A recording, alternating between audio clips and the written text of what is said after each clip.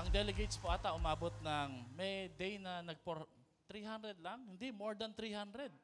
Kasi may mga day tour din po na sumusilip, yung iba po na hindi pwede po ng whole 3 days, pumupunta po sila doon hanggang sa sessions sa gabi para pakinggan ang salita ng Panginoon. Alam niyo po, si Bishop Eli, Pastor Randall, pati ako, Pastor Ray, we believe on the power and the ministry of camp. Alam niyo kung bakit? Kasi po, nagpastor ako, tinawag ako ni Lord para maging pastor sa camp. That year, decided na po ako talaga na sasampa sa barko. Sasakay, magtatrabaho, pero during that time, same year, same camp din po. Sa Leyte pa po yun ang mga delegates po from Luzon, nagbumibiyahe sila, sumasakay sila ng mga personal na sasakyan nila, merong truck, may elf na nilagyan nila ng bubong, pupunta sila sa Leyte para umattend ng camp. No? During that time, pareho kami ni Pastor Randall din po tinawag na magpastor. At alam niyo po, sa halagang 2,000, napakasulit. Biruin niyo po, meron pong mga speakers, session. Yun pong momentum at mga itinuro sa camp, hindi po namin pwedeng magawa yan or ako bilang pastor. Sa isang atmosphere na kagaya ng gano'n, yun po yung pinaka-the best momentum talaga na matatouch, mahihil ang mga tao. Very therapeutic din kasi for 2 mornings, may mga pa-zumba din. Grabe, no? And then, masasarap yung food, yung mga rooms, maganda yung pag-accommodate. Pwede po ba nating palakpakan yung Zion Baliwag? Kasi sila po yung naging host, di ba? Tayo po ang naging host sa camp na to At gusto ko pong pasalamatan, di lamang po yung mga camp staff, pero higit sa lahat, yung misis ko po, si Pastora Ice, talagang may mga time din na po siya natutulog. This oras na ng gabi, at during that time, kasagsagan din po yon ng midterm exam namin, mga requirements, pero the Lord enabled us and give us the strength, no? At maraming patotoo, maraming mga revelation. Yung Lola Corazon, complete po yung facilities. Meron pong field, may swimming pool, may volleyball court. Ang gaganda ng mga room, malilinis. And yung remaining na 2 days po, nagkaroon po ng opportunity sila Pastora Ice, even yung ibang mga pastor, na makausap po yung Lola Corazon. Si Lola Corazon, nasyaran po siya ng gospel. Siyempre, di tayo papayag na di siya makarinig ng salita ng Panginoon through Tita Divine. And they're looking forward na maging kapartner po ang Zion sa mga susunod na panahon po. At sabi nga namin, babalik po kami sa lugar na yon. Nakakatuwa din po na kahit po dito sa lugar ng probinsya ng Bulacan o ng Candaba, may ganung lugar na napakaganda. Kaya nga, ang susunod daw po ng mga camp, young mothers sa young professional, and even our national conference, kinukonsider po yung Shepherd's Palace at yung Lola Corazon o di kaya yung La Florentina. Marami tayong pagpipilian. Kaya nga po, kung napansin nyo po, dinadala natin papalapit sa atin dito to make sure po na lahat talaga tayo makadalo. Again, because we believe on the power and the ministry of a camp. Dahil through that camp, marami po ang umiyak, marami po ang umamin, marami po ang gumaling.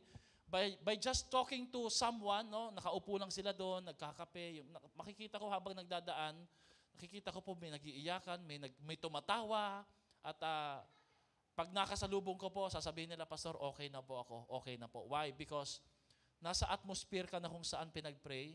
And by the way, yung tema ng camp natin, ano yung tema ng camp natin? It's a prayer.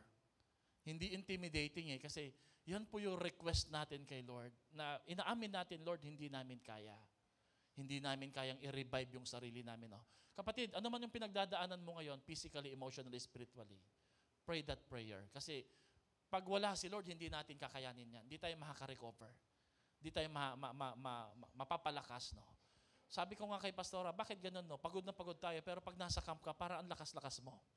Parang hindi mo nararamdaman yung pagod. It's because of the spiritual atmosphere na naranasan natin. So for that, pwede po bang samahan niyo po ako na tumayo? Ipasalamat lang po natin kay Lord, lahat ng mga nag-pray, sumuporta, nagpadala ng delegates, mga anak nyo, even yung sarili po ninyo. Let us pray, Lord. We give you all the praise and the glory para sa camp na to. Salamat po sa tulong ninyo. Salamat sa aming mga leader, mentors. Salamat po sa mga pastor. Even sa mga churches, Lord, na nakiisa at nagkaisa. Lord, kaya po pala, Panginoon, ng Zion Luzon. Even, Lord, sa Zion Philippines, sa susunod na taon, kakayanin at makakaya po namin, mahihigitan pa po, Panginoon, ng mga nangyayari nararanasan namin. Lord, sa kabila ng pagsubok, problema, hindi niyo po pinayagan, Lord, na mabaon kami sa problema, Lord. Kakaisip sa lungkot. Lord, because sabi niyo po, Panginoon, weeping may last for the night, but joy will surely come in the morning. Ang pagluha at ang pag-iyak at paghigbi ay mangyayari sa gabi. Pero tiyak na sa paggising ng umaga, dahil sa inyong katapatan at kabutihan, may kagalakan na nag-aantay sa aming mga buhay. And Lord, thank you for reminding us, Lord, that revival does not only comes from you, but it's a choice. If we want to be renewed and to be revived, we should make a choice, Panginoon, na lumapit, dumikit, Panginoon, sa inyo, Panginoon, because apart from you, Lord, there can be no revival. Salamat po dahil alam namin ang mga salita ninyo hindi nasayang. Ang mga pamilya na nagbanding, kasama po, Panginoon, ang spiritual family nila, I know, Lord, na lalo nyo silang pinatatag, pinalakas. At alam ko po, Panginoon, ang mga nagastos na pera, lahat po yan, Panginoon, kikitain. Babalik din po sa amin yan. Pero ang karanasan, Lord, hindi po pwede nang bumalik. Kasi, Lord, hindi na po yun kailanman mababawi pa. Pero salamat, Lord, may mga alaala kami, Lord, na habang buhay po namin i-cherish. At yun po yung mga dahilan bakit kami nagpapatuloy ngayon. Lord, thank you for this community. Lord, ang tawag po namin dito ay spiritual companioning. Kailangan din po namin, Lord, ng mga taong makakasabay namin at makakakwentuhan namin sa mga pinagdadaanan namin. Hindi po namin kakayanin na sarilinin lang ang mga hamon. All of us here, Lord, are experiencing challenges, trials, malalalim, matitindi. Yung iba sa amin, Lord, silently we are hurting. Pero Lord, we need that spiritual companion, Lord, from the other churches, from the other Zion churches, para makita namin, Lord, na siya nga, Lord, may pinagdadaanan din, Lord. Siya nga mas matindi. And for that, Lord, we can be grateful and thankful, Lord, na yung grace nyo araw-araw. Binubuhat, pinapasan at kinakaya po namin ito dahil po sa inyong kabutihan. Lord, Christianity, Lord, is always a choice, Panginoon. It's our choice to get up. It's also our choice to be discouraged. But it's our choice, Lord, to be committed. And it's also our choice to quit, oh God. Pero Lord, lagi namin kayong pinipili. And thank you, Lord. Last Friday, Panginoon, thank you for reminding us, oh God, na 2,000 years ago, pinili niyo po kami, Panginoon. Kaya kami nandito sa araw na ito. Salamat sa kalakasan. In Jesus' name we pray. Lahat ay magsabi ng malakas na Amen at Amen. Palakpakan nga po natin si Lord sa buhay po natin. Gusto ko pong buksan natin yung mga Bible natin sa aklat ng first. Tatayo pa rin po tayo, okay? Let's all be seated. Stand pa rin po, okay? 1 Corinthians chapter 15. Sige po. Sino po may dalang Bible? Kasi kung wala pong Bible, papabasa ko po sa inyo dito. No? Si JM, katabi ko dito. Okay? Sino po may dalang Bible? Let's open our Bible to 1 Corinthians chapter 15. JM, nababasa mo? Kita mo? Okay. Okay. 1 Corinthians 15. Kung nakita nyo na po yung 1 Corinthians 15, kahit po sa cellphone po ninyo, ay sumigaw kayo ng Amen. And please share your Bible po sa katabi ninyo. Okay? Sige po. Kung nakita nyo na po ito, ay sundan nyo po ako, magbabanggit po ako ng mga talata at sabay-sabay natin itong babasahin. Okay? Okay? Nakita nyo na po ba? Say amen nga po. Okay? Sabihin mo nga sa katabi mo, uy, ganda ng Bible mo. No, ganda. Sabihin mo sa kanya, uy, wala kang Bible. Okay. Okay, let's read this Bible verse. No? Wala po yan sa screen. Okay? Sinasadya na po namin at dahan-dahan na po natin tatanggalin. Sabay-sabay tayo, ready go. Mga kapatid, ako'y ngayon ipinapang-alala ko sa inyo ang magandang balitang ipinangaral ko sa inyo. Iyan ang magandang balitang inyong tinanggap at naging saligan ng inyong pananampalataya. Nailigtas kayo sa pamamagitan nito kung matatag ninyong pinanghahawakan ng salitang ipinapangaral ko sa inyo. Maliban na lamang kung walang kabuluhan ng inyong pananampalataya. Verse 3, sapagkat ibinigay ko sa inyo bilang pinakamahalaga sa lahat ang tinanggap ko rin na si Kristo'y namatay dahil sa ating mga kasalanan. Tulad ng sinasabi ng kasulatan, inilibing siya at muling nabuhay sa ikatlong araw. Tulad din ng sinabi sa kalusutan. At siya'y nagpakita kay Pedro at saka sa 12, pagkatapos nagpakita siya sa mahigit sa 500 kapatid na nagkakatipon. Marami sa kanila'y buhay pa hanggang ngayon, subalit patay na ang ilan. At nagpakita rin siya kay Santiago, pagkatapos ay sa lahat ng mga apostol. Sa kahuli-hulihay, nagpakita rin siya sa akin, kahit na ako'y tulad ng isang batang ipinanganak na wala pa sa panahon. Sapagkat ako ang pinakahamak sa mga apostol, ni hindi nga ako karapat-dapat tawaging isang apostol, sapagkat inuusig sa kagandang.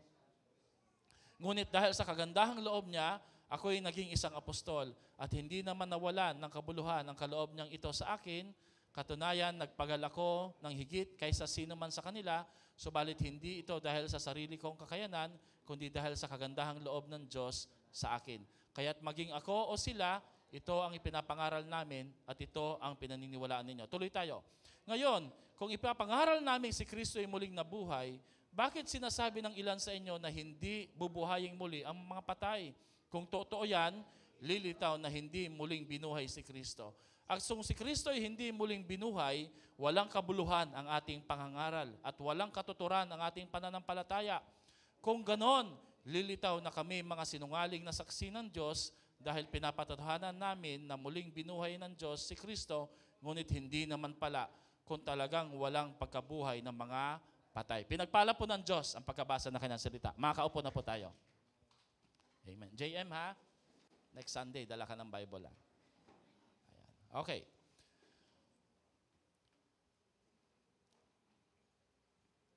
The promise of resurrection. The promise of resurrection. Dapat po kasi nasa isang resort po tayo, pero dahil po sa sobrang busy, wala na rin sigurong resort na available, hindi na po natin nagawa, kaya dito na lang po tayo sama-sama. Pero ang plano po talaga, lahat sana nakasabay sa camp para po kahit papano, yung momentum po, sabay-sabay po tayo. But anyway, gusto ko pong i-preach po ang ating lessons ngayong umaga na to about the promise of resurrection. Sabihin mo nga sa katabi mo, the promise of resurrection. Ang mga pangako ng muling pagkabuhay ni Jesus. Sandali po ha, gusto ko pong i-correct lang po ito, no? Hindi po taon-taon namamatay si Jesus. This is just an anniversary. Kasi po kung ang mentality po natin, taon-taon namamatay si Jesus, pagdating po ng Sunday, nabubuhay po siyang muli, mali pong katuruan po yon. At mamaya may babanggitin po ko sa inyo. Kapag mali po ang iyong paniniwala, sabihin mo nga sa katabi mo, pag mali ang iyong paniniwala, mali ang iyong buhay. Napansin ko po sa tagal ko pong pagpapastor, maraming mga Kristiyano, hindi lang po sa resurrection, bukod po sa mali, yung iba po, hindi buo at kompleto ang kanilang paniniwala o doktrina o pinaniniwalaan patungkol kay Lord. And no wonder, yung lifestyle po natin, naapektuhan ng mga maling pinaniniwalaan natin. So because today we are preaching the Word of God, I encourage you to please listen talaga. Lalo na po pag nasa church po tayo. No? So let me begin sa isang intro. The hardest doctrine in the Bible to believe is the doctrine about the resurrection. Ang pinakamahirap paniwalaan, hindi lang po ng buong mundo, ng mga atheist o agnostic, even the believers, baka nga yung iba sa atin dito may pagdududa pa eh. Baka pag nakapanood lang tayo ng isang vlogger na medyo sikat at pabubuluanan po niya yung resurrection, sasabihin niya, hindi talaga totoong nabuhay si Jesus. Baka mamaya yung iba sa atin dito makakumbinsi. Because the hardest doctrine is the resurrection of the body.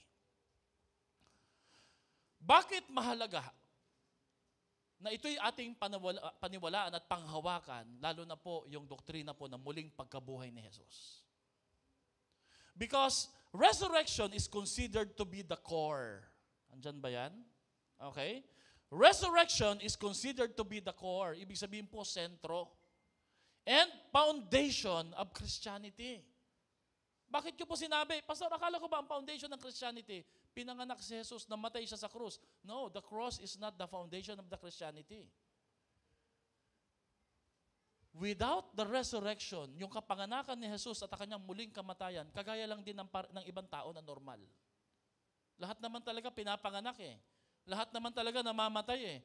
Pero when Jesus was able to pull it off from the grave and He rose on the third day, totoo ang kanyang kiniklaim na siya'y Diyos talaga. Without the resurrection, Jesus' birth and death is just like anybody else. The gospel is powerful and life-changing because it rests on the historical and biblical truth that Jesus is alive forevermore. I was in a life group at ang sabi po ng isang nanay, Pastor, Sa tagal ko po sa relihiyon namin, ngayon ko lang po naiintindihan yung Bible. Ngayon lang po talaga nagiging malinaw. Bakit? Sabi ko kasi, syempre po, uupo ka lang doon, ipinabahagi po yung sermon. Of course, we're not comparing, no? Pero, papasalamat naman po ko na naiintindihan eh. Kaya naiintindihan kasi nakikinig. Doon po sa isang life groups, ang sabi po, Pastor, wag ko kayong titigil na mangaral ng salita ng Diyos. Sabi ko, bakit? Nababago po yung kapatid ko eh. Amen po ba doon? Pero can you imagine mga kapatid, kung ang tinuturo ko ay patay na Diyos, hindi totoong Diyos. Yung impact na binabanggit po ng dalawang ginang na yon, walang dating yon. Bakit?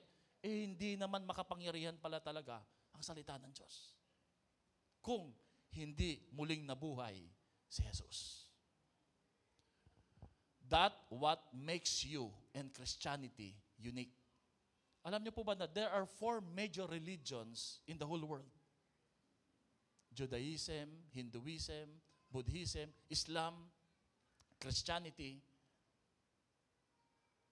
Yung tatlong yon na major religion, lahat ng kanilang mga leader o founder patay. Ito nakakapagtaka. And yet, they continue to practice what they have founded. Pero iba sa Kristyanismo, bakit? We continue to practice what we have been taught, pero hindi lang yun. Buhay ang Diyos at kumikilo sa lahat ng tinuturo at pinapractice natin ayon sa tinuro niya sa kanyang salita. Amen po ba doon? So that what makes Christianity unique. Now, kung ang resurrection hindi po totoo, and I will tell you mamaya kung bakit sinasabi ko ito, no? Pinapabuluanan to kasi ng iba eh. There's a movie ni Leonardo DiCaprio ng pamagat po The Body. Nahukay daw po ang isang libingan na nagsasabing yun daw po yung mga buto ni Jesus. But actually may conspiracy, pandaraya, nandyan po yung isang libro po na Da Vinci Code na nagsasabing hindi, marami pong mga nagpapabuluanan na hindi po totoo yung resurrection. Pero mga kapatid, no, punta muna tayo sa theology. Papakita ko po sa inyo yung ilang mga logi na to na pag hindi po totoo si Jesus, ay muling nabuhay. Okay, totoong pinanganak siya. Totoong namatay siya sa krus. Historically speaking, talagang sinusuportahan niya ng mga Roman soldiers talaga, even the Rome.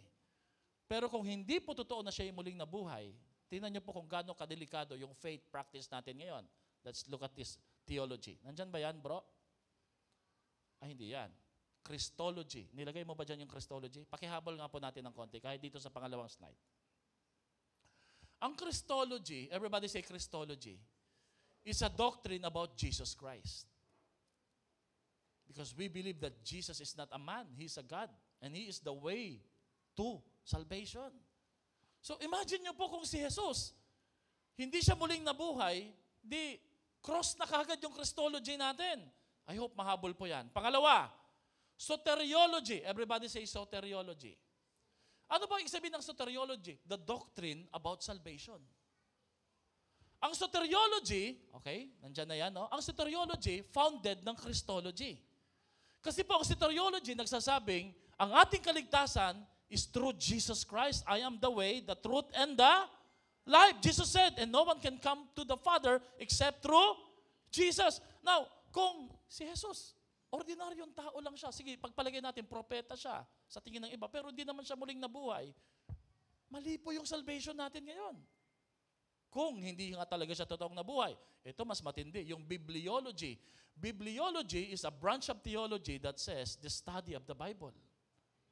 So can you imagine po lahat ng binabasa natin dito, red letters, the words that Jesus spoken, para ano kung nag-aaral tayo ng Bible, nagdi-devotion tayo, ginagamit natin itong pangangaral, hindi naman pala totoong Diyos si Jesus. Di sira na naman yung faith natin.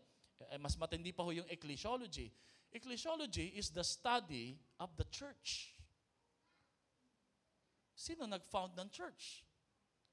Bakit tayo nag-gather sa church? Ang sabi ni Jesus, upon this rock, I will build my... kung Lord, i-build mo yung church, hindi ka naman pala muling nabuhay. Anong basihan at tatag at tibay ng simbahan kung ang Diyos na sinasamba namin na si Jesus, patay. At ang pinakamatindi po, yung eschatology. Eschatology is the study of the last days. Yung paggunaw ng mundo, yung rapture, yung muling pagbabalik ng Panginoon, hindi wala tayong aabangan. Kaya binanggit po dito sa 1 Corinthians, yung mindset po ng mga tao na, kung wala naman pala tayong aabangan, let's drink and be merry, for tomorrow we will die. Kung lahat mamamatay, magkita-kita na lang tayo sa impyerno, pero mas maganda na namatay tayo na lasing at nagbisyo. Pero alam po natin na ang ating Diyos na sinasamba at pinaglilingkuran ay muling nabuhay at buhay magpakailanman. Alam natin, di po ba, no? Kasi gusto ko pong talaga mag-set ng record that we're not just celebrating Resurrection Sunday. It is as if namatay siya nung Biyernes, nabuhay siya ng Linggo. Hindi po. We are celebrating just an anniversary. Okay, there are many miracles recorded in the Bible. But there is only one watershed miracle upon which the validity of everything else rises or falls. And what is that? His resurrection. Ang ibig po sabihin ng quote na yan, lahat ng himala na ginawa ng Panginoon, walang dating, walang kwenta, walang power, walang kapangyarihan, hindi totoo kung hindi siya muling nabuhay. Ibig sabihin, kagaya lang din po siya ng mga magikero ni Houdini na nagpe-perform, hindi po talaga ng miracle, kundi ng tricks. Kilala niyo po si Houdini? Siya po ang kauna-unahan ata na nagpe-perform po ng mga disappearing act, yung nawawala siya bigla. Okay? Pero alam natin na ang pinaka-great miracle na sumusuporta sa maraming himala na ginawa ni Jesus nung siya'y nabubuhay pa bilang tao dito sa mundo, ay pinatunayan po at sinuportahan ng isang matinding himala na siya'y muling nabuhay. Amen? Now, if Jesus was not resurrected from the dead, then the story of Jesus is the cruelest joke or prank. Ito daw po yung pinakamasagwat, pinakamatindi po na prank sa buong history. And we are all wasting our time today.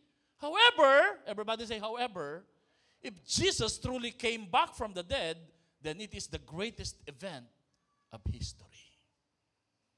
It is the greatest event of history.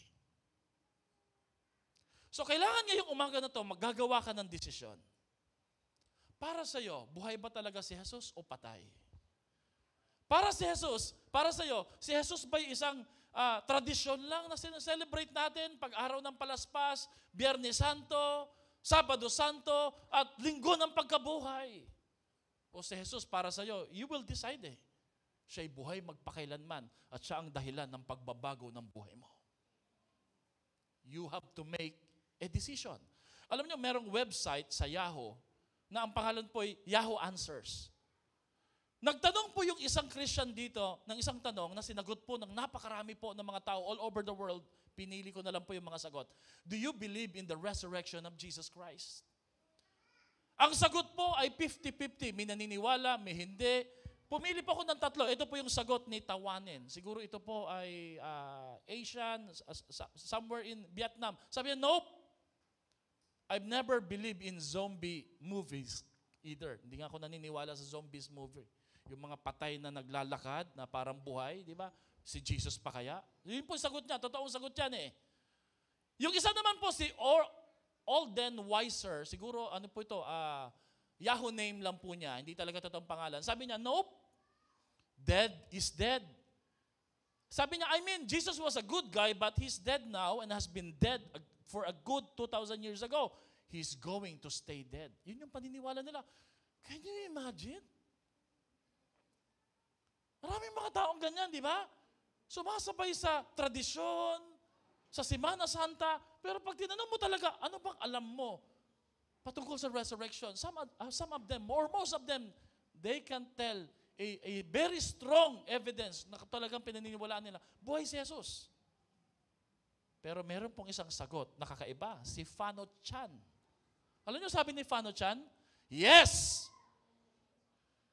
There were many eyewitnesses accounts, and those people, referring to the disciples, gave up their lives for the truth. Yung katotohanan na buhay si Jesus. Alam niyo, ang ganda na kanyang verdict, no?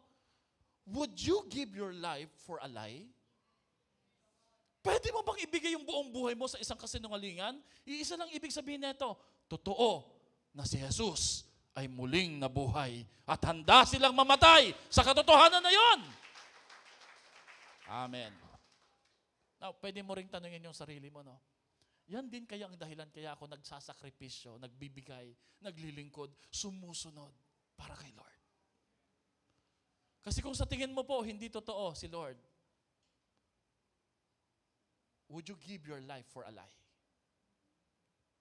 Ibibigay mo ba ang buong buhay mo? Hindi lang yon. Sasama mo pa buong pamilya mo kay Lord sa church para sa isang kasinungalingan. I don't think so. Amen? Amen po ba doon? Now, ang reason po kung bakit maraming hindi naniniwala sa resurrection dahil po sa mga tinatawag na conspiracy theory. Let me give you 5 theory na nagsasabing hindi totoo yung resurrection. For example, number 1, sabi nila, pastor, hindi po resurrection nangyari, hallucination. Ibig sabihin po ng hallucination, ang ibig sabihin ng hallucination, malikmata sila. Ibig sabihin po nun, ang nakita nila, imagination. Pwede rin, di ba? No? Pwede rin, no? Pero kapatid, mahirap po na 500 at 5,000 people sabay-sabay na nag-hallucinate. Pwede yun sa 10. Di ba? Halimbawa, kung pareho kayong gutom, 2, pwede yun eh. Pero kung 500 nakita si Lord at ang sabi pa may 5,000 pa, para yata hindi yata madaling paniwalaan na hallucination. Amen? So yan, X na yan. Pangalawa, deception. Ang deception po, hindi. Kaya walang tao o wala nang Jesus sa kanyang libingan, ninakaw ng mga disciple. Which is yun ang sinabi ng mga nila Pontius Pilate, bantayan nyo, bigyan namin kayo ng pera, nanakawin yan. Kasi nga po, natatakot sila, baka nga posible talaga na totoong sinabi ni Jesus na siya'y muling mabubuhay, kaya natatakot sila, baka nanakawin ng mga disciple. So sabi nila, hindi. Deception yan ng mga disciple. Ninakaw talagang katawan. Yung depiction naman po, nagpalabas sila ng kamukha ni Jesus. Talaga si Jesus. Alam nyo, sino dito nanonood ng Fast and the Furious? Yung Fast 8 yata o Fast 9, yung sa dulo po ng movie, nasa beach na sila, hindi na po si Paul Walker yun. Kapatid ni Paul Walker yun. Kasi meron siyang kapatid na halos kamukha niya. So parang ganon. Dinipik lang po, mukhang si Jesus, pero actually hindi si Jesus. Pang-apat, misinformation. Everybody say, misinformation. Noon pala may mga trolls na, no? Kung totoo yan, no? Ibig sabihin po, meron pong mga nagpakalat. Sabihin nyo, buhay si Jesus. Sabihin nyo, buhay si Jesus. Nasaan siya? Ayun yung nakatalikod. Si Jesus yun. Hindi naman talaga nakita yung mukha. Pero alam natin, mukhaan, face-to-face, na-meet nila si Jesus. Saka, napakahirap pong palbabulaanan yung umakyat si Jesus papuntang langit. Lahat yun makikita talaga eh. Wala nga lang cellphone nung time na yon. Dito po ako natatawa sa pang-5, swoon effect. Ang swoon effect ay, alam niyo sabihin ng swoon effect? Nahimatay lang si Jesus sa krus. Dinala po siya sa libingan, tapos po sa sobrang kulob ng kwarto o ng libingan, bigla siyang nabuhay uli. Na-revive lang siya. Si J. Vernon McGee, isang radio broadcaster at pastor preacher, babae po ito, pastora. Tinanong po siya ng isang listener, sabi niya, our preacher said, sa church daw nila, that on Easter, Jesus just swooned on the cross. Ibig sabihin, nahimatay lang siya at muli siyang biglang nabuhayan. No? And the disciples nursed him back to health. Sabi niya, Pastora J. Vernon McGee, what do you think? Nandyan ba yan? Ito yung sagot niya. Sabi niya, dear sister, bugbugin mo yung pastor mo, hagupitin mo ng latigo, ipako mo sa cross. Ihang mo siya for 6 hours na mainit yung araw with all the dehydration, tusukin mo ng sibat sa gilid. Tapos imbalsamuhin mo siya. Ilagay mo siya sa isang libingan na walang hangin na nakakapasok.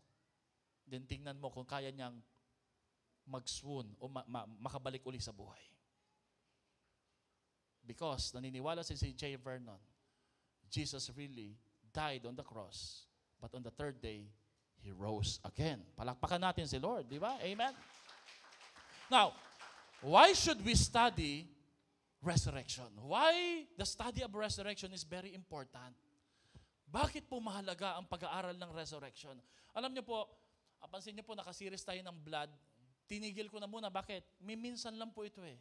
Yung pong undas, tumitigil po ako doon ng series eh. Bakit? Minsan mo lang may tuturo ang matitinding katotohanan sa mismong araw na yon na meron pong event talaga na sinaselebrate. At ito nga po, napakahalaga na ito. Why the study of resurrection is very important? Because right theology will result to right Christian living. Pag tama ang iyong pinaniniwalaan, tama ang buhay mo. Sabi mo nga sa katabi mo, tama. Pag mali, alam mo na, mali ang pinaniniwalaan. Now, Pastor, yun yung pinaniniwalaan ko eh. Let me just say this, no. It doesn't matter what you believe and how you believe. What is more important is what the Bible says. Yun dapat ang paniwalaan mo. Alam niyo po ba ako? Marami akong mga nabasa sa Bible na hindi ko tanggap. For example, yung magpatawad. Lord, hindi dapat nagpapatawad eh. Pero no choice ako. Bakit? Yun yung sinasabi ng Bible. So you need to believe in the right way how the Bible wants you to believe. Hindi po pwedeng natanggap mo pero gusto mo, i-adjust mo yung pinaniniwalaan mo sa paraan na gusto mo. Amen? What you believe will determine how you behave. What you believe will determine how you behave. No? Kasi po kung hindi ka naniniwala na si Jesus ay muling nabuhay at tinitingnan ka niya, nakikita niya yung katapatan mo, mahirapan ka magbigay. Alam niyo po ba, yearly po, nagbibigay kami ng mga letters po sa inyo, pasasalamat. May time po, in my 17 or 18 years na pastoral, no, may mga members po tayo na pag binilang ko, sabi ko, lahat ng naibigay niya buong taon at sa kabuuan po ng church years, foundation ng church natin, no, makakabili na po sila ng bahay at ng sa mga sasakyan. But why do they keep giving and giving generously, sacrificing for the Lord? Because they believe that their labor in the Lord will never be in vain. Buhay ang Diyos na ating pinagbibigyan. Di tayo nag-aabuloy lang sa isang Diyos na patay na may statwa. Kumikilos po siya sa buhay natin. Amen. If Jesus is dead, our founder is fake. Our faith is foolish. Our funerals are final. Kawawa naman tayo dyan. Kung si Jesus talaga ay patay, ayon sa sabi ng iba, ang ating pong founder pala ng Christianity, fake pala siya, peke pala siya. Ang ating pananampalataya, kahibangan. At ang ating kamatayan ay katapusan na. Wala nang muling pagkabuhay. Walang langit. Alam niyo po ba,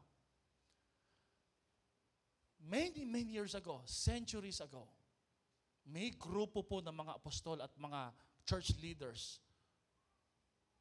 ang sinuportahan po yung doctrine ng resurrection sa paraan na alam at kaya nila. Ito po ay sa pamamagitan po ng Apostles' Creed at Nicene Creed. Sino dito nakakaalala po, nung nag-church po kayo sa Roman Catholic, we recite Apostles' Creed. I believe in God the Father. Diba? Diba? Binabanggit yun, diba? Creed po nila nung time na yon, it is their statement of faith. Kasi po ang Nicene Creed saka Apostles' Creed ay sinulat para labanan ang kumakalat na chismis during that time na sa Jesus ay hindi totoong Diyos, si Jesus ay tao. Many years ago, hindi ka pa nabubuhay, wala pa yung technology, marami na pong naniniwala at marami pong nakibaka at ipinaglaban ang katotohanan na si Jesus ay totoong Panginoon at buhay magpakailanman. Tapos ngayon sa mga fake news, sa mga YouTube, ang dali nating maniwala, ang daling mag-crumble ng faith natin. Siguro ang pinakamagandang tanong dito ay, paano kayang baguhin ng resurrection yung buhay ko? Ano naman ngayon? I believe in the resurrection, but how does the resurrection can change my life? Siguro yun yung magandang tanong, no? Amen? Kasi kung ito'y doctrine lang to believe, and what is that to me, Pastor? Ang daming mga ganap na nangyari ngayong linggo na to eh. May ganito, may ganyan, no? Ang tanong doon, naapektuhan ka ba ng mga nangyayari na yon? Tumataas ba sahod mo? Nagkakapera ka ba? Naaayos ka ba eh? Wala eh. Sila lang eh, di ba? Pero how does the resurrection can change your life? Are you ready? Let us study the proof, the purpose, the power, the promise, and the practice of Jesus' resurrection.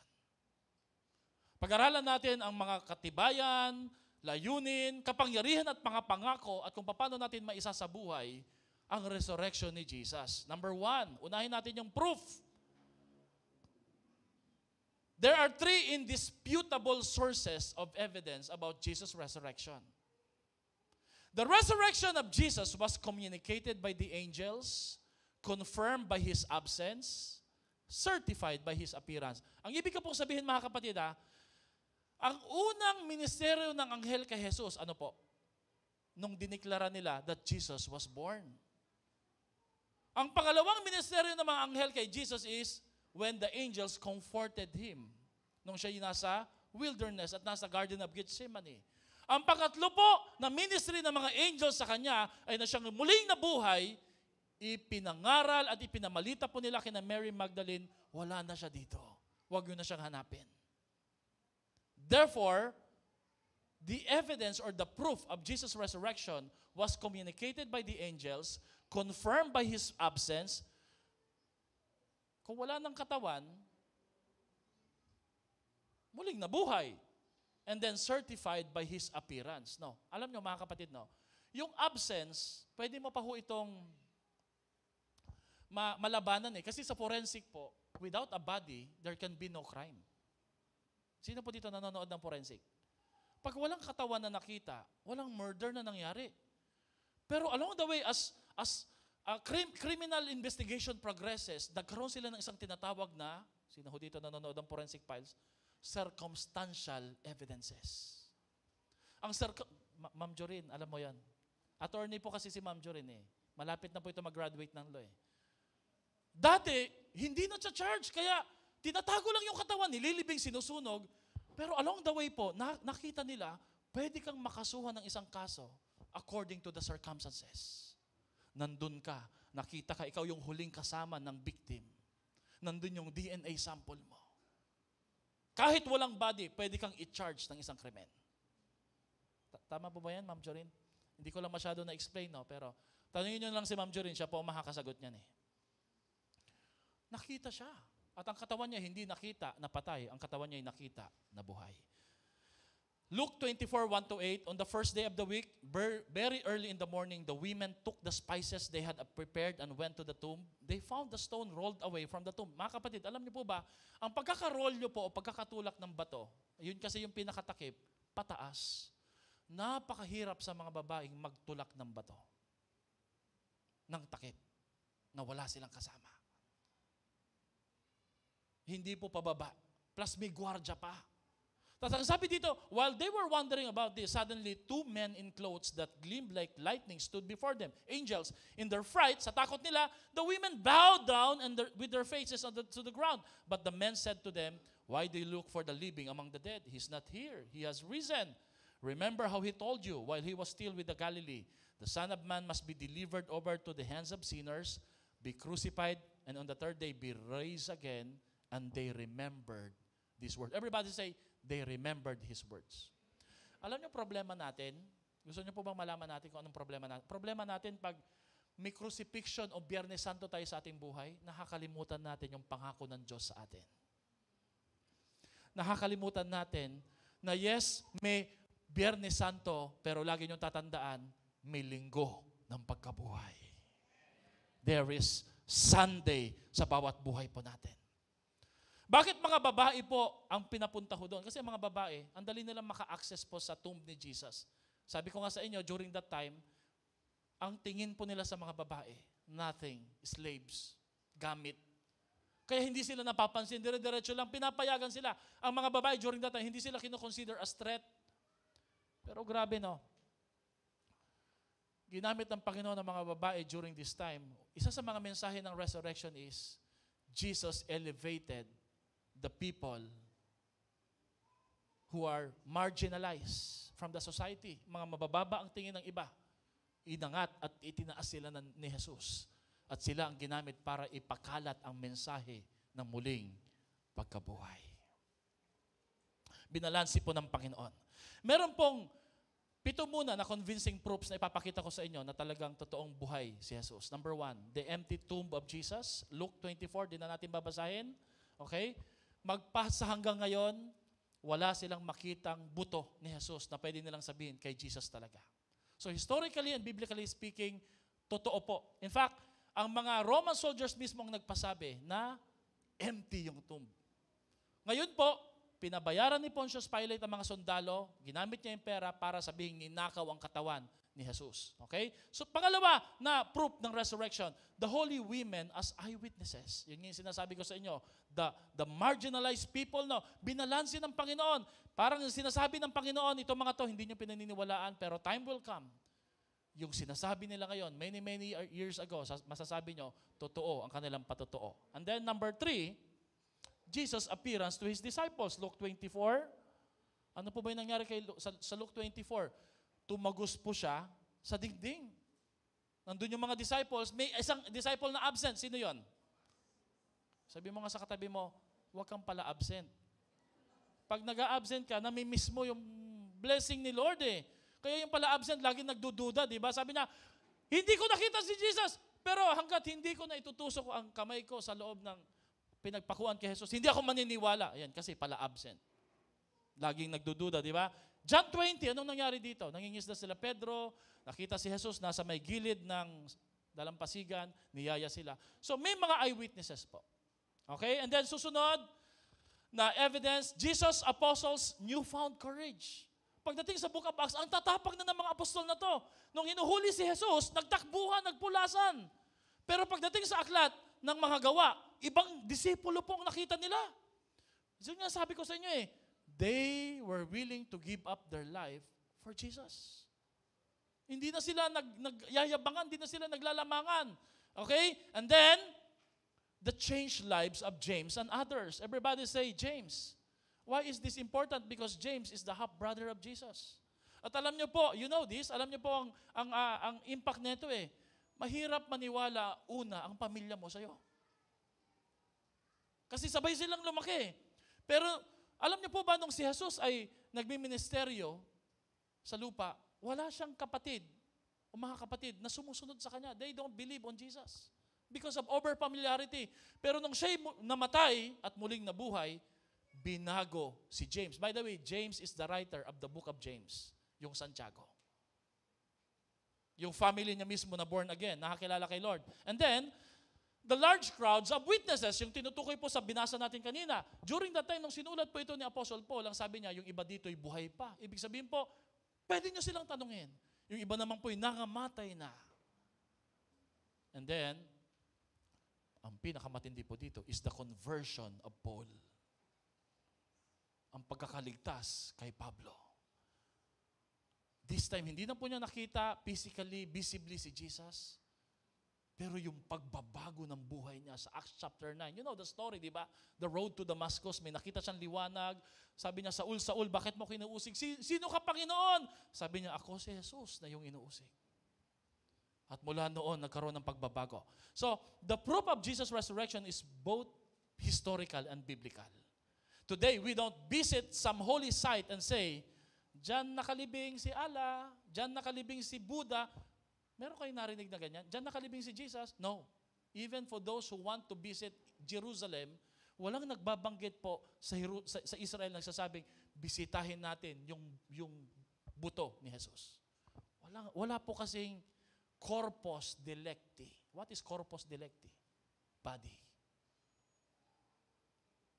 One of the greatest proof of resurrection is the fact that nobody has ever produced the corpse of Jesus. Gustuhin man nila na i-portray, maglagay po ng kasinungalingan, wala talaga eh. Bakit? Kahit yung mga hindi naniniwala at hindi relihiyoso, naniniwala sila na buhay talaga si Jesus. Alam niyo po ba, may kwento po eh. May isa pong lalaki, manugang, namatay po yung kanyang biyanan. Itong biyanan na to masungit sa kanya. Hindi naman lahat ng biyanan po ay masungit, di po ba? Ililibing po sa Israel. Naku po, binayaran po niya yung katawan, pa-transport, pabalik po sa US. Sabi niya, parang wag mong ilibing sa Israel. Babayaran ko lahat ng magastos po. Sabi niya, wag. Sabi niya, bakit? Sabi ng asawa niya, ang Israel ay may history na may muling nabubuhay. Hindi niyo na-gets yung joke. Baka muling mabuhay yung biyanan ko. Kaya wag yung ililibing sa Israel. 7 ebidensya. Pero dagdagan ko pa ng konti. The 8th evidence of Jesus' resurrection is His disciples' newfound strength and passion that they are willing to die for the gospel and for the truth. Sabi ko nga, di ba? Sino pong tao ang willing na mamatay sa kasinungalingan? Not unless totoo po yon. Luke 24:32. Hello, nandyan pa po ba kayo? Did not our heart burn within us and while He talked with us on the road and He opened the scriptures to us? Pertaining to the road of Emmaus, naglalakad sila. Umiiyak sila, sabi na patay na si Jesus. Hindi nila alam, kasabay nilang naglalakad si Jesus. At binuksan ni Jesus yung Bible. Habang binubuksan niya yung Bible, binabasa niya yung verse, sabi niya, hindi lang to propeta, bakit nag-apoy ang puso natin? Nagkaroon tayo ng muling pag-aalab. Kasi syempre, ang kausap nila si Jesus, yung risen Lord na eh. Pero hindi nila napansin, hindi nila nakilala. Bakit? They were so discouraged, they were so downtrodden na nakayuko lang sila, hindi nila nakita, inisip na tingnan ang mukha kung sino itong kasabay nila. Si Jesus pala yun. And then sa Acts chapter 5, 29-30, ang mga disipulo na mamahagi ng mabuting balita, sila po'y pinatawag, nilatigo. Tumigil kayo, sabi niya. Ano sabi niya? We must obey God rather than human beings. Shortcut na lang natin. So, they called the apostles, they had plugged them, ibig sabihin, nilatago sila, they ordered them not to speak in the name of Jesus. Naku, kung tayo po yun, tigil na natin, pastor. Delikado, bawal mangaral, hinto na tayo. Kala nyo, huminto? Tingnan nyo po nangyari. The apostles left the Sanhedrin rejoicing. Nagpapasalamat pa sila because they have been counted worthy of suffering for the name of Jesus. Day after day, in the temple courts, and from house to house, they never stop. Everybody say, they never stop. Teaching and proclaiming the good news that Jesus is the Messiah. Ang mga disipulong ito, it's either they're crazy or they're really a committed followers of Jesus. Sabi po ni Peter Kreeft, why would the apostles lie? Liars always lie for the selfish reason. If they lied, what was their motive? And what did they get out of it? What they got out of it was misunderstanding, rejection, persecution, torture, and martyrdom. A hardly list of perks. Meron bang baliw na gugustuhin latiguhin habang sumusunod kay Lord eh? Only a true follower of Jesus who believes that Jesus is alive and is never dead sa buhay po natin. Amen? Maganda rin po itong pang-review. No? Bakit ko ito ginagawa para kay Lord? Kasi buhay si Lord at hindi siya patay. At hindi mawawalan ng kabuluhan lahat ng ginagawa natin. Amen? Amen. Si Apostle Paul, yan po yung prayer niya sa Philippians 3 verse 10. I want to know Christ, the power of His resurrection, and participate in His suffering. Naku po, tayo po, ayaw natin makiparticipate sa suffering. Wag na lang, mahihirapan pa ako, magagastusan pa ako eh. A true Christian follower and believer will participate not just on the resurrection of Jesus, but even in the suffering of Jesus. Problema kasi ng social media ngayon, no? Ang depiction po nila sa Christianity, dapat ang Christianity blessed lagi, di nahihirapan. No. There's this calling to suffering. Yes, there are time na mabibless tayo, pero may it be that we will be identified as Christ follower because we're willing to suffer for Jesus. Yun yung mga nagpanatay, nagpapako. Nagpahampas. Sasabihin mo, dapat pastor, hindi, mali. Pero mabuti pa sila, alam nila paano makihati sa suffering ni Lord. Ano ang hati mo sa suffering ni Lord? Amen? Pastor, akala ko ba resurrection? Ba't nangungonsensya ka? Sige, babaguhin na lang natin. Okay. Number 2, the power and the promise of resurrection. Because Jesus is alive, ano naman po ang dating neto sa buhay natin? Ano ang pangako ng muling pagkabuhay ni Lord? Number 1, I have a joy in this crazy world. Sabihin mo nga sa katabi mo, I have joy in this crazy world. Alam niyo po ba, nakakaloka ang mundo, nakakawindang, ang gulo. Gaano po katindi yung init nito mga nagdaang araw? 46, may isang araw, Lunes yata yon. Ito, nakakaloko talaga mga Pilipino, no? Ang init, pakitimpla nga ng kape. Hindi ka ba maloloko niyan, di ba? No? We are living in a crazy world. Maraming mga nangyayari. ang dali o daily na ship na nag-cruise, binangga ang Baltimore Bridge. Seeming to be out of control. 2 beses na po palang nakabangga yung barko na yun, Kuya Ruel 2016 pa May mga seaman tayong member dito. Asawa po ni Sis Chrissy ay si Brother Joed, seaman din Paano nangyari 2 beses na nakabangga, pinapabiyahe pa rin Out of control And you may think like that, parang out of control lang nangyayari sa buhay ko, Pastor. Lord, hindi ko po kontrolado. But let me say this, because Jesus is alive, He is in control of what is happening in your life. Hindi ka niya pinapabayaan, hawak niya yung buhay mo. At ano man ang mga nangyayaring pagbangga o mga aksidente sa buhay mo, hawak ng Diyos yan. And therefore, pwede mong piliin na magpasalamat at kumiti pa rin sa Panginoon. Sige nga po, kumiti nga po kayo sa katabi ninyo. Sabi mo nga sa kanya, anong baon mo? Diba? Naku, pag walang baon yan, mangingiwi ka niyan, mangingiwi. Diba? Hindi ka mangingiti. Pwede ka magkaroon ng kagalakan. Naalala ko po yung isang bata na gusto pong maging baseball player. Wala naman siyang kalaro, kaya siya rin yung nagpipitch sa sarili niya, i-itcha niya yung bola. Papaluin niya. Sabi niya kasi, I am the greatest hitter of the world. So kada itcha niya ng baseball, paluin niya. Hindi niya natatamaan. 3 beses siya nakamintis. Lagi niya sinasabi, I'm the greatest hitter of the world. Hindi niya matamaan. Bigla na lang niyang sinabi, I'm the greatest pitcher of the world. Hindi man ako greatest hitter, ako naman ang magaling magbato. Alam niyo, in a way, pwede tayo makakita ng positibong bahagi sa buhay kahit may mga pagkakamali at hindi sumasang-ayon sa ating buhay. Bakit? Alam natin, hindi pa tapos si Lord sa buhay natin. And because Jesus is alive, He is always in control sa anumang sitwasyon ng buhay po natin. Amen? Sabihin mo nga sa katabi mo, ngumiti ka naman. Di ba?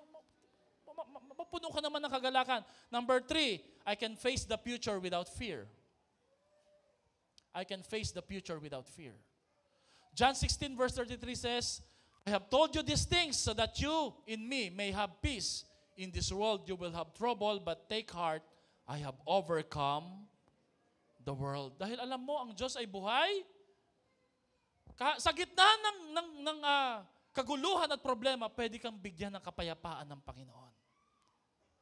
Yung mga testimony po, matatapang pupunta ng camp, wala namang pera Kasi there's that peace Yung mga binanggit kanina ni Ana na tinulungan ng church ang mga tinulungan po ng church, yung mga humakbang sa pananampalataya, hindi po yung nag-abang muna ng assurance.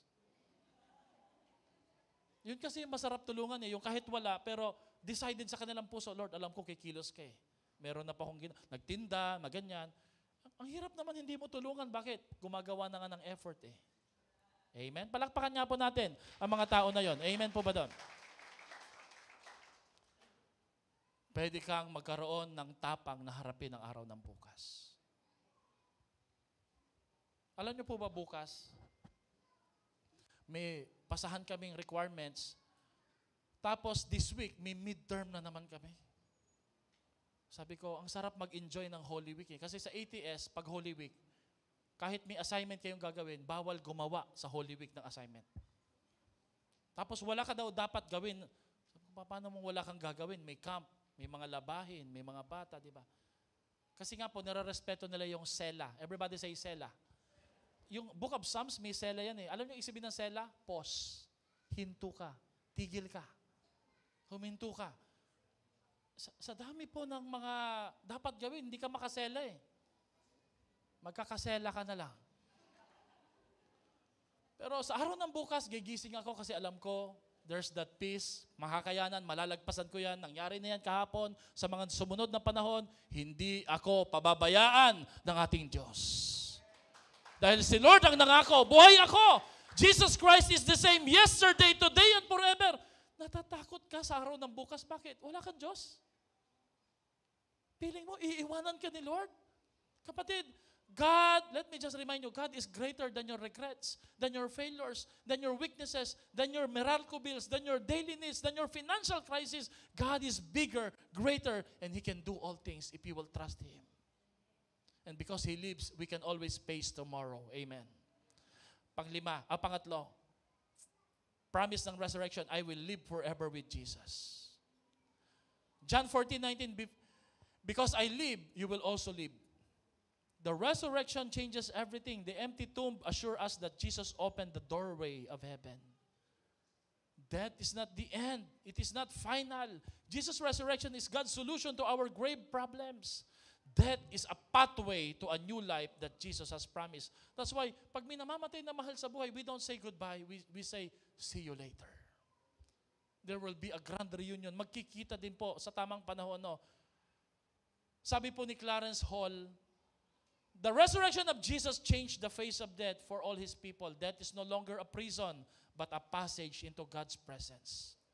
Easter says you can put truth in a grave, but it won't stay there. You can nail it to the cross, wrap it in a winding sheets, and shut it in a tomb, but eventually, it will rise. Ang Diyos na sinasamba po natin ay nangakong walang kamatayan. Hindi po ba ang sarap na assurance yan, no? Na hindi lang na tayo sasamahan, hindi lang na tayo bibigyan ng kapayapaan at kagalakan, may katiyakan po tayo na pag natapos po ang mundong ito, kapiling natin ang Diyos doon sa langit. That is our assurance as a Christian. Dapat po may palakpak po dyan para kay Lord di ba? Amen? Kasi kung hindi po siya buhay, tingnan niyo po ang sabi sa 1 Corinthians 15:33, if the dead are not raised, andyan ba yan? Then let us eat and drink, for tomorrow we will die. Sige, mamatay na lang. Pare-pareho lang din naman Kapatid, kaya lang po dahil ikaw ay papuntang langit, may Kristo ka sa puso, dapat mo siyang sundin sa iyong buhay, umayos ka sa buhay mo. Huwag kang mabuhay sa bisyo, sa kasalanan. Kasi haharap ka sa Diyos. Amen? Alam niyo po ba kung ano pong ibig sabihin ng Christian life? Long obedience sa isang direction lang. Yes, may camp. Tapos na po ba yun? Hindi pa matatapos yan. Tuloy-tuloy na pagsunod yan. Pero alam natin, ginagawa natin yan. Bakit? Alam natin, papunta tayo kay Lord. Kasama natin ang Panginoon. Amen? Someone said that the entire book of Revelation can be summarized in 2 words. Ano daw po yun? We win. Ang dulo ng aklat ng Biblia, ang mensahe, panalo tayo. Woo! Alam niyo po, pag nagbabasketball at panalo, yung mga galing sa liga, ang iingay, this oras na ng gabi. Diba? Nakakaasar, lalo na kung ang purok nyo talo Ang iingay Nanalo na sa kwentuhan sa gym, pagdaan, ang ingay, pagdating doon sa may tindahan, ang ingay, panalo tayo, no? Kasi ganun po talaga pag panalo, maingay. Hindi nalulungkot. Mag-ingay nga po lahat ng mga Christian. Amen. Si Ross King, merong isang quotation, this ain't over. When you prayed and it seems your prayers are unanswered, remember, hindi pa tapos si Lord sa buhay mo. When you get that bad report from the doctor, I want to remind you, this ain't over. Hindi pa tapos ang buhay mo. When someone you love walks away, don't forget, this ain't over. When someone breaks your heart, I need to tell you, this ain't over. When your body is racked with pain, I promise you, this ain't over. When you feel like giving up and there's no hope, God wants to know you, this ain't over. When it seems like evil is winning in the world, I believe with all my heart. Sabay-sabay tayo, this ain't over. When you walk away from the grave of that person you love, lift up your head because this ain't over. And when you breathe your last breath on earth, I got a good news for you because this ain't over. At pakisabi nga sa katabi mo, hindi pa tapos si Lord sa buhay mo. Ang prayer ko po dito, all the depression, stress, that's just a season, mawawala, pahagalingin ni Lord yan. Ang mga estudyante po dito ay makakagraduate at makakaroon ng isang magandang mga trabaho. Ang mga businessman po dito magtatagumpay, ibibless ng Panginoon. Bakit? Hindi pa tapos si Lord sa buhay po natin. Mapapagawa natin ang ating church building. Bakit? Hindi pa tapos si Lord sa buhay po natin. Makikita mo, mahal mo sa buhay na umaakyat, sumasampa kay Lord, nagtataas ng kamay, nagbabago ang isang taong may kasalanan. Bakit? Hindi pa tapos si Lord sa buhay natin. Can we just shout, Amen? Amen. Palakpakan natin si Lord. At panghuli po, paano natin ipapractice yung resurrection? Alam niyo po, lahat ng binanggit ko kanina, proof, promise ng resurrection, alam na natin yan Pero may nagtanong po, where is Jesus right now? Where is Jesus right now? Nasaan siya? nasa iyo. Alam niyo po ba na ang pangsyam na greatest evidence ng resurrection ay yung buhay mo na patuloy na nagbabago. Buhay mo na patuloy na nagbabago. Pakita nga natin yan, Kuya Pert. The ninth assurance of Jesus' resurrection, yung nagbago yung buhay mo. The best proof of resurrection is not an empty tomb. The best proof of resurrection is when you meet and encounter Jesus Christ personally and you believe, accepted Him as your Lord and Savior. Alam mo, kaya pag lagi kang sumusunod kay Lord, laging may mga taong naniniwala, buhay ang Diyos. Bakit? Kasi nga po, binago ka niya, kaya rin silang baguhin ng ating Panginoon. Amen? Narinig niyo na po ba yung kwento na to, no? Pag may matindi kang problema, gawin mong wallpaper lagi sa cellphone mo yung misis mo. Narinig niyo na po to? Bakit daw? Para lagi kang napapaalalahanan na kaya ko nga to eh. Walang pagsubok na hindi ko kakayanin. Parang sinasabi ng mga misis, mabigat. Hindi po. Pwede rin baliktad po yan. No? Tama ba mga misis? No? Pero alam niyo po, ang best testimony po na buhay si Lord, pag nakikita ko po kayo na lumalaban, nagpapatuloy, sumusunod, namumunga, naglilingkod, nag-aalay ng buhay para sa ating Panginoon. Lagi kong sinasabi, buhay ang Diyos sa ating simbahan. Sabi mo nga sa katabi mo, pag nakikita kita, lagi kong nasasabi, buhay ang Diyos. Buhay ang Diyos. Amen? Do you believe on that? Come on, palakpakan natin si Lord. Amen? So, practicein na po natin ito. Paano natin pa-practicein? Meron pong dalawang instructions sa resurrection. Ang sabi ng angel, come and see. Tingnan nyo, wala na dito si Jesus. Pero ang pangalawa niyang instruction, go and tell. Alam niyo problema sa atin? Masyado tayong humahanga, masyado tayong fascinated, blessed sa promise ng resurrection. Nakalimutan natin, meron tayong duty na ipangaral ito. At ano po ang duty at challenge ni Lord sa ating mga buhay? The resurrection of Jesus is the guarantee and the assurance of the Great Commission that His presence, His power, and His protection will back us up as we do and fulfill His purpose. Kaya pala sa Matthew chapter 28, sinabi niya, all authority has been given unto me, therefore go, and surely I will be with you always. Ngayon mo maiintindihan kasi He was talking about, because I am alive. There's protection, there's power as you do the Great Commission. Mga leaders, mga members, this is my challenge. This is Jesus' challenge for each and every one of us. Number one, tell everyone the good news about Jesus. Ipagsabi mo, ikwento mo. Yung buhay mo na binabago. Yung patutuo mo, kahit di ka magsalita. Yung paglaban mo, saan ka pupunta? Mag-church. Nagpapatunay, buhay ang Diyos mo. Kasi walang mag-church linggo-linggo sa pinaniniwalaan niya na kasinungalingan. Isa lang ibig sabihin nun, naniniwala ka, buhay ang Diyos mo. Amen? Palakpakan natin si Lord. Amen? Walang magbibigay dito, magbibigay ng tithes, ng offering, ng first fruit sa isang kasinungalingan. Bakit tayo magpapatayo ng church building kung wala naman palang Diyos eh? Hindi, naniniwala tayo, buhay ang Diyos magpakailanman. Pangalawa, I will equip and empower you. Hindi ka pababayaan ng Panginoon. Nandyan yung lakas ng Diyos. Because Jesus has risen, we are equipped with His power and might. We must always pray for the filling of the Holy Spirit. It's not by your might, nor by your power, but by your spirit, by my spirit, says the Lord. At pangatlo, I will protect you until you finish your assignment. I will protect you until you finish your assignment. Pinangako ng Diyos yan eh. Napansin niyo po, lahat tayo dito, may pinagdadaanan. Alam niyo kung bakit? Ang kaaway, ayaw niya na makita mo yung potensyal at kapangyarihan ng Diyos sa buhay mo. But I want you to shake it up. Come on, paki-shake it up nga po yung mga problema na yan. Itagtag mo. Bakit? You are more than a conqueror because of the Lord Jesus Christ. Amen. Pag matindi ang assignment mo, mas matindi ang assurance na ibibigay ng Diyos sa iyo. Halimbawa, pastor po ako. Ang daming nagpipray sa amin. Ang daming nagpapayo sa akin. Bakit? Pag mabigat ang trabaho mo, dinadala mo, mabigat ang backup ni Lord sa buhay mo. Kaya alam na this, pag matindi ang pinapagawa ng Diyos sa iyo, matindi din ang gagawin ni Satan para hatakin ka. Pero lagi mo tatandaan, greater is He that is in you than he that is in the world. Higit na mas makapangyarihan ang Diyos na sumasayo kaysa sa kaaway na laban sa iyo. In fact, ang pinangako ng Panginoon sa Luke 10:18, 19, I have given you authority na apakan ang mga ahas at ang mga, anong Tagalog ng scorpion? Alakdan. All over the power of the enemy and nothing shall hurt you as you do the Great Commission. Kahit yung mga tuklaw ng ahas. Of course, huwag ka magpapatuklaw, ha? Sige nga, try ko nga. Ang ibig lang sabihin nun, walang pwedeng pumigil sa'yo habang ginagawa mong kalooban ni Lord. Mga Christian, ulan pa nga lang hindi na kalooban ni Lord. Tingnan niyo pong ginawa. Anong nangyari kay Paul? Paul was bitten by snake. Anong ginawa niya?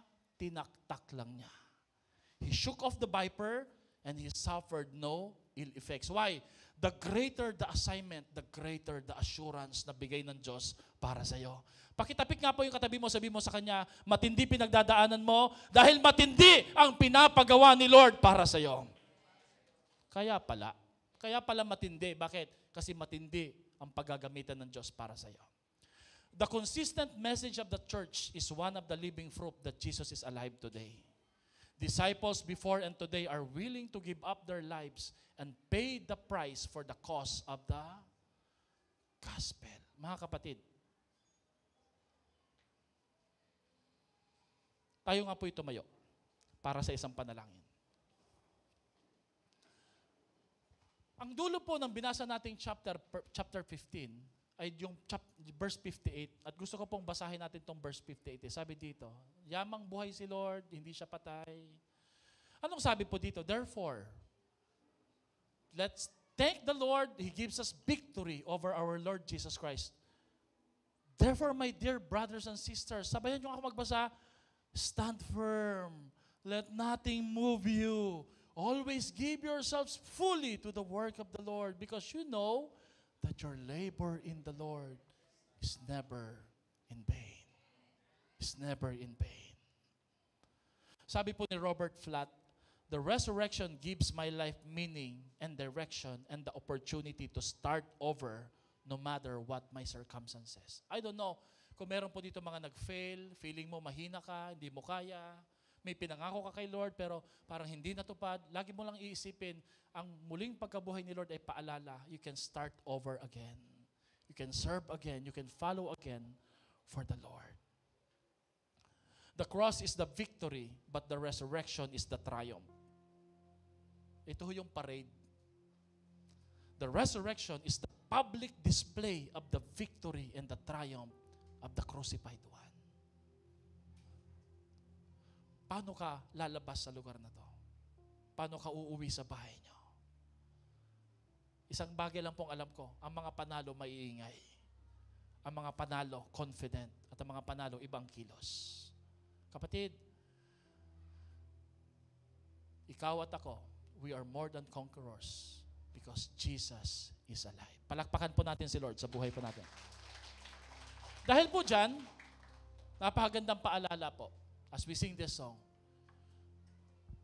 Dahil buhay si Lord, ang pangarap natin ay may katuparan. Taas nga pong kamay dito yung may mga pangarap sa buhay. Ang mga panalangin natin ay may kasagutan. At ang mga pagsubok natin pinagdadaanan ay may kabuluhan. As you lift your hands to the Lord, and as we sing this song, let me pray for you. Taas po natin yung kamay natin. Lord, today, we thank you for the promise of resurrection. We thank you, Lord, that we can have joy. We can have peace, oh God. And our funerals are never final because Jesus is alive. Pero Lord, prayer po namin ngayong umaga na to, that we will be more aware of the truth of resurrection. We will bring and practice these truths sa aming mga buhay. How we live, Panginoon. How we behave. Knowing, Lord, that we are more than conquerors in Christ Jesus. Taas po ang kamay sa lahat po na nagtitiwala na hindi siya talunan dahil kasama niya ang Diyos. Today, we believe in you. Sabayan niyo po ako, Lord Jesus. I believe on your finished work at the cross of Calvary. And I believe on the power of resurrection in my life. So right now, oh God, heal me, empower me, bless me, strengthen me, and use me for your glory. Make my life the greatest proof the greatest evidence, the greatest testimony that truly Jesus is alive. Amen at amen. Palakpakan po natin si Lord.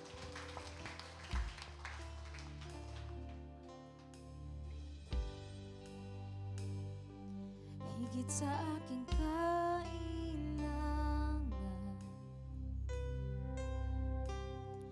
higit sa aking karanasan, higit sa aking isipin, ay kaya mong gawin. Higit sa aking kalakasan,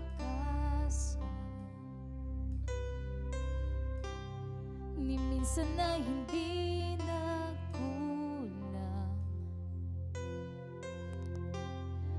Higit sa aking isipin, ay kaya mong gawin. Higit sa aking kailangan,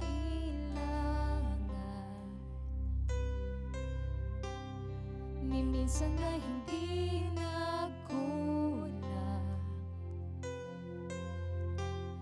Higit sa aking isipin, ay kaya mong gawin. Bawat araw ko ay hawak mo, di mangangamba sa piling mo. Walang mahirap sa'yo, walang mahirap sa'yo. Ikaw ang Panginoon na makapangyarihan, walang mahirap sa'yo.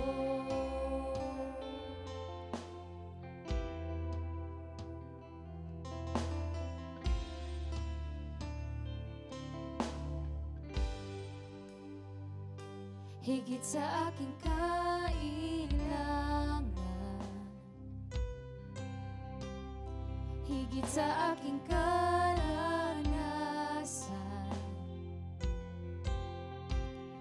higit sa aking isipin, ay kaya mong gawin.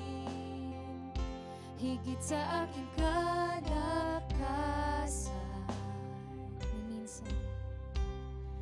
minsan na hindi nagkulang. Higit sa aking isipin, ay kaya mong gawin. Bawat araw, bawat araw ko ay hawak mo, di mangangamba sa piling mo. Bawat araw ko ay hawak mo, di mangangamba sa piling mo. Walang mahirap sa'yo, walang mahirap sa'yo. Panginoon na makapangyarihan, walang mahirap sa'yo, walang mahirap. Walang mahirap.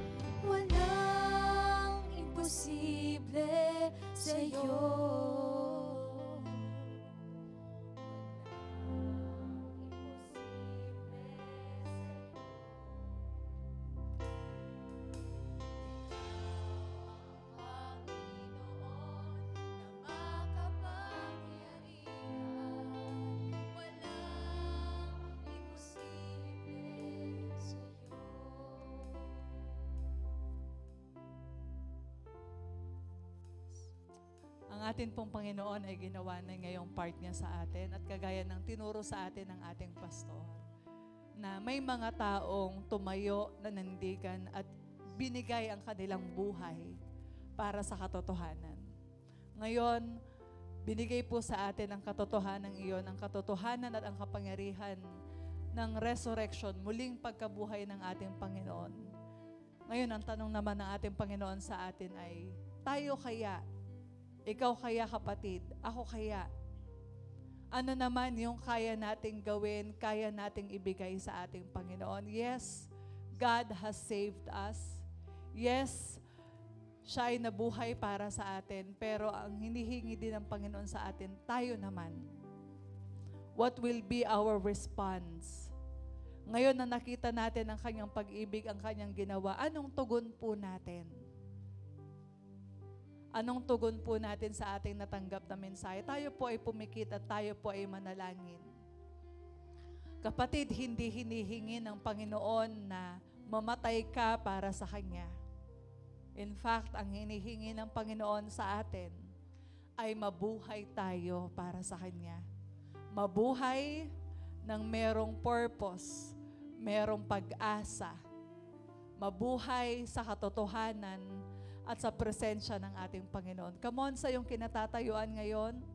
If this is your first time mo man na marinig yung ganitong mensahe, or siguro maraming beses ka nang nakarinig ng salita ng Panginoon, or matagal ka ng Christian, but if you know and you know that God is speaking to your heart and God wants you to surrender something, that God is asking you to abide in Him, alam mo, na kinakausap ka ni Lord, simula sa umpisa ng mga awitin hanggang sa mensahe, wag po nating patigasin ang ating puso. Tayo po ay tumugon at sumagot sa ating Panginoon. Come on, sa iyong kinatatayuan, if you can just raise your hand, or pwedeng manalangin ka ng buong puso at kausapin mo ang Panginoon at mag-commit ka sa ating Panginoon. Take this opportunity dahil hindi natin alam kung bukas o susunod na araw, if we still have that opportunity. Now is the right time to respond. Yes, Lord Jesus, marami pong salamat, Lord God. Salamat sa isang napaka-powerful, Lord God, na salita mo na aming natanggap sa umaga pong ito. Lord, dinadalangin po namin, ingatan niyo po, Panginoon, ito na hindi nakawin ng kaaway at hindi namin hayaan na mabitawan namin ito. Teach us and help us to become good stewards, Lord God, of the precious gems, Lord, and that is your word, O God, sa buhay namin. Dinadalangin po namin sa umagang ito, Lord, as a response to the truth that we receive, as a response, Lord God, to the powerful word that we receive. Lord, narito po kami, tinataas namin ang aming mga kamay. Nagkukumit po kami, Panginoon, na maging boses mo sa mga lugar kung saan mo po kami dinadala, Lord God. That your word will be preached, Lord God, in places where you are bringing us. Lord, that we will go, that our feet will walk ayon sa iyong salita, Panginoon, ayon sa iyong purpose, Lord God, and vision, Lord God, na kami po ay pupunta, tutugon sa mga lugar na pinapapuntahan mo po sa amin. Lord, I pray that our ears, Lord God, as a response, let our ears, O Lord, we give to you our ears, that whenever you say go, whenever you say pause, Lord, we will be sensitive sa salita mo, Panginoon, sa leading mo. And Lord, let our hand, Lord God, be your hand, Panginoon. Sinusurrender po namin ang aming mga kamay. Gamitin mo po, Panginoon, that whenever we pray for sick people, Lord God, because of the faith of each and everyone and because of what you have done, Lord God, that person will be healed. Lord, we commit to you our hand, that we will do the works, O Lord, na binigay mo po sa amin. Lord, you said in your word, Lord God, come and see, go and tell. Lord, as we go and tell, Lord God, May every part of us, Lord God, from our head to our, Lord, hanggang sa aming talampakan, Panginoon, magamit, Lord God, sa iyong kapurihan. Magamit, Panginoon, sa iyong purpose, sa iyong layunin, O Diyos, sa aming buhay. Salamat po, Ama.